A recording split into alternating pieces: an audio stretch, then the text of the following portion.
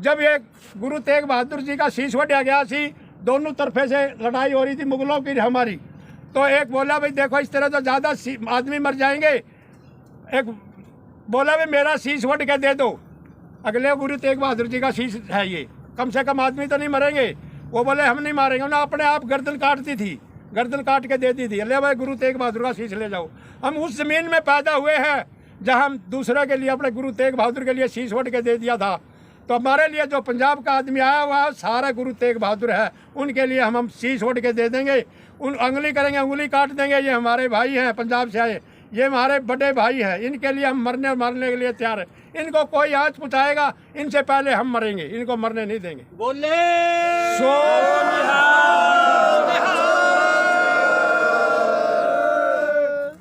भगत जग तेरी जोते इनकलाब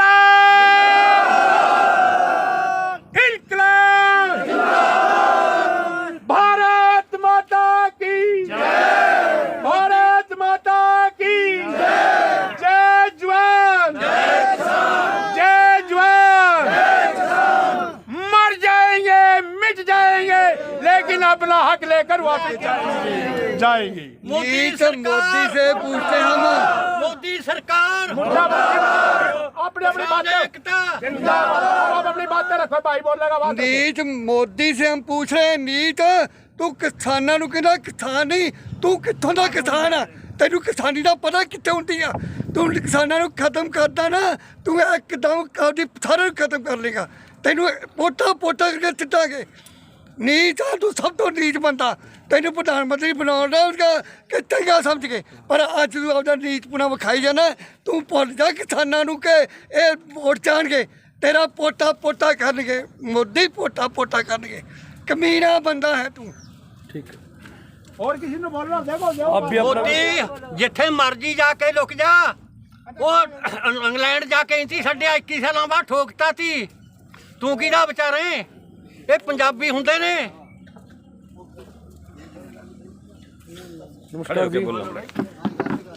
नमस्कार जी। सर आप क्या कहना चाहेंगे, हमारे किसान भाई है जो इतने दिनों से जुटे हुए हैं और आज जो सरकार के खिलाफ मोर्चा निकाला है, आज क्या बात रही और सरकार तक क्या आवाज़ आप पहुंचाना चाहते हैं, जो सरकार तक मतलब आपकी आवाज़ पहुंचे, और कुछ सरकार के जो अब तक बिल्कुल शांत बैठी है उस तक कुछ मतलब ऐसा हो कि उनके मन बदल जाए, इन किसान भाइयों की आवाज़ उन तक पहुंचे, इसके बारे में बताइए सर। आप जितनी पब्लिक सुन रही है आप सबको दिखाओ कि यहाँ कितने लोग हैं।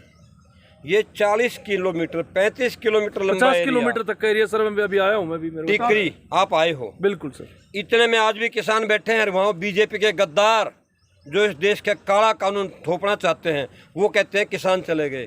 अरे किसान तो बिल्कुल नहीं जाएगा, ना गए तुम छोड़ के भाजोगे ज़मीन को। एक दिन बीजेपी यहाँ से जाएगी, किसान नहीं जाएगा, किसान अपना हक लेके जाएगा। किसान के ऊपर ज़बरदस्ती कानून थोपा जा रहा है जिसको मांगता नहीं। अगर ये कानून कामयाब हुआ साथियों, तो हमारे बच्चे हमें यूँ कहेंगे तुम क्या करते थे, तुम्हारी पीढ़ियाँ, तुमने अपना बलिदान क्यों नहीं दिया था। इसी धरती पे हमने इस देश को आज़ाद करवाने के लिए 1857 में क्रांति शुरू की थी, 90 साल में 1947 में जाके हमें आज़ादी मिली थी। इस ऐसे ऐसे लोग, ये तो बीजेपी वाले क्या हैं, अमीर खुसरे हैं, अमीर खुसरे, दोबारा सुनना, ठीक है, समझ गए। बीजेपी वाले तो ये हैं, इसमें तो इस धरती पे तो हुए उधम सिंह जैसे, जिनको लोग याद करेंगे सदियों सदियों। तो एक आदमी से बदला लेने के लिए 18 साल बाद इंग्लैंड में कैप्सन हाल में जाके गोली मारी थी, उस आदमी के दिल में कितना दर्द होगा। ये दो सेठ जो इसने बनाए हैं अपने अदानी और अंबानी, ये सेठ सारी उम्र के लिए 1000 साल के लिए उम्र लिखवा के नहीं आए कि सारी उम्र यही रहेंगे। अगर हमारे बच्चे कल भूखे मरेंगे तो फिर सहनशीलता टूट जाएगी, सबका धैर्य टूट जाएगा। ये तो वो ज़मीन है, कहते हैं जी पंजाब हरियाणा, हरियाणा तो पूरा पंजाब का टुकड़ा है, छोटा भाई है हरियाणा, तो उसको कहते हैं इनको क्या तकलीफ़ है। जब देश आज़ाद हुआ तब यही लोग शहीद हुए थे। 2600 आदमियों में से 2193 आदमी पंजाब के थे जिनको सजाए मौत मिली थी।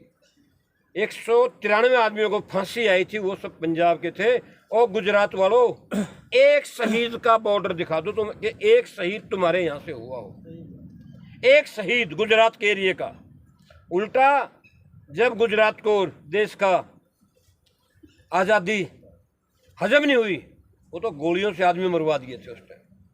ये वो आरएसएस की बहुत बड़ी गेम है, बहुत बड़ी गेम है, जिसको आप और हम तो समझने में बहुत टाइम लगता है। अब नंबर 2, कौन नहीं टूटा? 23 साल का भगत सिंह, 23 साल का भगत सिंह इसी धरती पे पैदा हुआ था, जिनके लिए, जिनकी कुर्बानी से देश में आज़ादी आई। तात्या टोपे, झांसी की रानी, जिनको आज याद नहीं करते लोग, उनसे पूछे उनके परिवारों का आज क्या हाल है। इस सरकार ने किसी को नहीं संभाला। आज कौन? अजी गृह मंत्री हैं नरेंद्र सिंह जी। मैं उसके लिए एक काला कपड़ा पैकेट में रफ करके इसको भेजूंगा, मैं इसे पैक करके भेजूंगा। अगला तू भी काला कपड़ा बांध लियो नरेंद्र सिंह, तू आके देख कि किसानों का आज क्या हाल है इस ज़मीन पे। हम अपना घर छोड़ के बैठे हुए हैं, हमने घर छोड़ रखे हैं। दोपहरी के टाइम में, रात के टाइम में, दिन के हैं, यहाँ पे सांप हैं, दूसरे चोर चप्पे हैं, बहुत हैं, हमें किसी को भी नुकसान हो सकता है। इस बॉर्डर पे 460 आदमी गुजर चुके हैं, जा चुके हैं, लेकिन सरकार ने किसी की भी तवज्जो नहीं की। अपने इलेक्शनों में लगे हुए हैं। बंगाल, केरला, उनको जीत लें, फिर हम पता नहीं क्या हो जाएंगे। एक भी 7 साल के अंदर वो कहता है कि इनका इलाज करो, कोरोना वाला को इलाज करो। कहीं हॉस्पिटल बनाया तूने? कोई जगह बनाई? हॉस्पिटल में उनमें इलाज, उनसे पूछे कहाँ हो रहा है? अरे वो जो पहली सरकारों ने जो बनाया था उसमें इलाज हो रहे हैं। तूने तो शौचालय बनवाए थे, डलवा दे उन पे खाट, अपने डलवाओ बीजेपी वालों के खाट। तो अभी हम जो बैठे हैं यहाँ, आज जो हम 26 तारीख को काला दिवस मना रहे हैं, हम अपनी गाड़ियों पर सब जगह, और ये काले झंडे आप जो देख रहे हो, इस देश के बड़े बड़े जो मंत्री हैं, जो अपने आप को देश के मालिक बोलते हैं, जिनको हमने ही बनाया था, ये उनके लिए भेज रहे हैं। और हम तुम्हारे लिए चूड़ियाँ भेजेंगे, चूड़ियाँ, आप उनको पहन लेना, अपने घरों में संभाल लेना सर। और ये काले झंडे यूँ नहीं है, हम काला दिवस मना रहे हैं। आज पूरे 6 महीने हो गए, आज तक किसान की कोई सुनवाई नहीं। 11 मीटिंग की, कहते हैं जी ये तो उग्रवादी आ गए, उग्रवादी आ गए। जब देश आज़ाद हुआ तब यही उग्रवादी थे। फिर कहते हैं ये कहाँ से खा रहे हैं, ये कहाँ से खा रहे हैं? पंजाब से आ रहा है, पाकिस्तान से आ रहा है। पाकिस्तान से आता है, ये बात ठीक है तुम्हारी। नानक सर हमारा पंजाब में चला गया था पार्टीशन में, और नानक जी ने वहीं बैठ के लंगर चलाया था, जो लंगर आज तक चल रहे हैं। किसी लंगर में कभी दिक्कत नहीं आएगी। 6 महीने पहले हमने भी लंगर शुरू किए थे बालगढ़ बॉर्डर पे, वो आज तक एज इट इज चल रहे हैं। हमने देखा इस पता नहीं कुदरत वाला कहाँ से क्या दे रहा है। तो हम ठीक है। हमारे जो सीएम साहब है मनोहर लाल खट्टर जी, और एक डिप्टी सीएम है दुष्यंत चौटाला जी, इनके बारे में आप क्या कहेंगे? क्या कहें, इनको यही नहीं पता क्या सरकार है। सारी अफसरशाही चल रही है। खट्टर का काम ये नहीं था कि 10 दिन पहले हिसार आकर वो मुहूर्त करे। पानीपत रिफाइनरी में जो बनाया है, एक महिला को चोट भी लगी है। चोट नहीं, उसके सिर फटा हुआ है। चोट नहीं, एक नहीं 20 आदमी दाखिल हैं, 20 आदमियों को चोटें लगी, पुलिस वालों को लगी। किस लिए? क्यों तुम ऐसे टाइम में क्यों वो करते हो मुहूर्त की सिस्टम? पानीपत में जब आए रिफाइनरी के लिए, ना वहाँ कोई बेड है, ना वो कोई डॉक्टर है, और मुहूर्त करके चले गए। और वहाँ पे उस टाइम 500 आदमी इकट्ठा हो गया। और फिर कहते हैं अगर ये तो रुके नहीं, डीसी पानीपत कहते हैं रुके नहीं लोग। कैसे? ना किसी के पास मास्क था, ना किसी को, सब अवहेलना की जा रही थी। फरीदाबाद गए, क्या जरूरी था? क्या जरूरी था?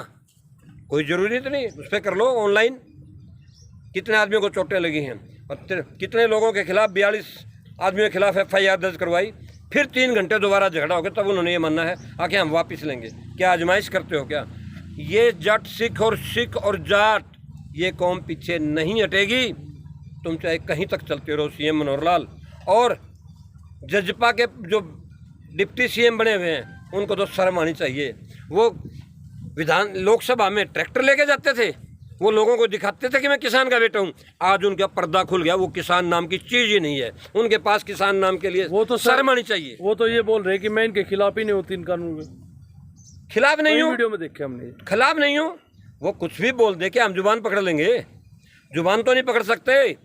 आते किसानों के साथ बैठते, अपने आप को। इलेक्शन से पहले पूछो उन्होंने कैसे वोट मांगे थे, बीजेपी को जमुना पार भेज देंगे, बीजेपी के खिलाफ ये करेंगे, और वो बीजेपी के गुलाम हो गए, बीजेपी के बिक गए। उन्होंने कुछ नहीं रखा। हम चौधरी देवीलाल के साथ 35-40 साल से रहे, लेकिन आज छोड़ दिया जज्बा को। हमें नहीं पता उस आदमी में इसमें किसका खून, वो खून कौन था और ये खून कौन है। बहुत फर्क है इस चीज़ का। और करिए सवाल। आज के समय में हर कोई बोलता है कि किसान आंदोलन में कुछ गलत राजनीतियाँ घुस गई है, वहाँ पर किसानों के साथ राजनीतियाँ की जा रही है, किसानों को बहलाया फुसलाया जा रहा है। इसके बारे में क्या कहेंगे? ये आरएसएस, ये बीजेपी, ये इस देश के गद्दार हैं। इन्होंने इस देश का नाश करने का ठेका लिया हुआ है। बीएसएनएल खत्म, कंपनियां खत्म, एलआईसी खत्म, एयरपोर्ट खत्म, रेलवे खत्म, सारा बिक गया। रोटी कहाँ से खाओगे? आरबीआई खत्म, सीबीआई। कल सुप्रीम कोर्ट ने एक फैसला इनके खिलाफ किया है, पूरी सरकार तिलमिला रही है। ये डायरेक्टर अपना बनवाना चाहते थे, सुप्रीम कोर्ट ने अपने हिसाब से बनवाया है। उसमें शर्त ये थी कि जिसकी 6 महीने की रिटायरमेंट हो वो चीफ नहीं बन सकता। वो 2 आदमी जो ने अस्थाना और गांधी को दिया था, उन दोनों के सुप्रीम कोर्ट ने नाश कर दिए। यहाँ सुप्रीम कोर्ट की मैं बहुत बड़ी करता हूँ। इसके बाद रेलवे ख़त्म। इसके बाद ये बता दिया देश में कहा कोई हॉस्पिटल नहीं, कोई एम्स बना हो इनके टाइम में, कोई बड़ा हॉस्पिटल बना हो। मुझे ये बताएं किया क्या है, क्या बन रहा है? किसान यहाँ पड़ा है, किसान का अभी धूप और लू खा रही है किसान को, और ये सेंट्रल विस्टा चला रहे हैं। क्या जरूरत है सेंट्रल विस्टा की? पैसे की जरूरत तो बीमारी में है। घर घर में बंदे मर रहे हैं। आज कोरोना से वो हाल है कि घर घर में बंदे मर रहे हैं। जब पिछले साल इन्होंने कोरोना आई, 23 जनवरी 2020 को पहला केस केरला में आ गया था। 31 दिसंबर या 1 जनवरी 20 से लॉकडाउन करना चाहिए था, ताकि ये बीमारी कभी ना आती। और एक बीजेपी मध्य प्रदेश को व्यापक घोटाले वाले को जीतने के लिए इन्होंने 23 मार्च तक कोरोना को नहीं लगाया, ना किया। जिस दिन सरकार बन गई उसके अगले दिन कोरोना बना दिया। अब इसमें 2 मई तक इलेक्शन था बंगाल का, रोके जा सकते थे, कोई बड़ी बात नहीं थी। सिर्फ ये भ्रम था कि 5 स्टेट में तुम बीजेपी की सरकार आएगी और तुम फिर अपने हिसाब से चलोगे। अगर ऐसा होता तो आज हम किसानों के साथ झगड़ा जरूर होता। और कैसे कैसे मजाक किए गए हैं। ममता बंगाल की चीफ मिनिस्टर, हमारी सबकी क्या बहन बेटी होगी, और वहाँ पे ऐसे टॉन्ट किए गए हैं। 2 मई और दीदी गई। अरे कुदरत वाले तू तो देखता है, उसकी आत्मा देखती है, हम सब के मन रो रहे हैं। 2 मई दीदा गया, और ऐसे सिर झुका के घरों में घुसे हुए हैं जैसे कोई कई उसमें कारावास में चली जाती थी। आज जो हमारा किसानों का सम्मेलन था, किसानों ने जो सम्मेलन आज रखा था सरकार के खिलाफ, वो आज कैसा रहा?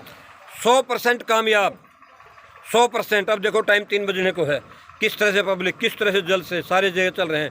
पूरे रोड के ऊपर काले बिल्ले, हर गाड़ी के ऊपर काले झंडे। आज का जो काला दिवस मना दिया इस सरकार के लिए, मुंह काला कर दिया इसका। ये कहता था मैं किसानों के साथ 2 यहाँ से ज़्यादा 10 किलोमीटर पे बैठा होगा, 20 पे, एक फ़ोन नहीं कर सके आज तक। ये पूरा कामयाब रहा, 100% कामयाब। हम सारा घूम के आए हैं, सुबह के निकले हुए हम अब यहाँ पहुँचे हैं, अभी और भी जाएंगे, उधर भी जाएंगे, हमें वहाँ भी जाना। 100% कामयाब। एक आदमी से पूछो किस तरह से काले झंडे देखो लेके खड़े, घुमा के दिखाओ इनको, दिखाओ कैसे हैं, दिखाओ इधर पीछे भी, उस पब्लिक को पता चले जो देख रहे हैं, जो घरों में आराम से बैठे हुए। ब्लैक पगड़ी डाली हुई है भाई, ये देख सकते हो। काली पगड़ी डाली हुई है। सिंह साहब, आप क्या कहना चाहेंगे सरकार को? बस यही कहना चाहेंगे। अभी तक आप इतने दिनों से बैठे, उनके कान तक जू नहीं रहेंगी। बस जिन्ना चक काले कानून वापस नहीं उन्ना चक यहाँ ही रहांगे, ਇੱਥੇ ही रहांगे उन्ना चक जिन्ना चारे बिल पास नहीं होंगे। ठीक है जी। हाँ जी। आप सर? यही कहना चाਹੁੰਦੇ ਆ जी, भाई कानून वापस ले लो, ਅਸੀਂ वापस चले जाए, मैं हम चल पड़ेंगे। सभी की, जितने भी किसान हैं, हमारे सभी की एक ही मांग है सरकार से कि अपने काले कानून है जो 3, उनको वापस ले और हम अपने घर आदर सम्मान से तभी जाएंगे, वरना यहीं पर डटे रहेंगे। चाहे वो 1 दिन हो, चाहे वो 1 साल तक हो, या वो सदियों तक। हमें सिर्फ अपने 3 कानून है जो उनकी मांगों को लेकर यहाँ पे डटे हुए किसान। आप दिल्ली में जहाँ पर भी आके देखोगे आपको रहन बसेरा हर रोड पर मिलेगा। अभी हमने देखा था जो अपना केएमपी से आते हुए 50 किलोमीटर के एरिए में आपको किसानों के रहन बसेरे बिल्कुल लगातार देखने को मिलेंगे। जय हिंद, जय भारत। इस वीडियो को शेयर कर दो भाई।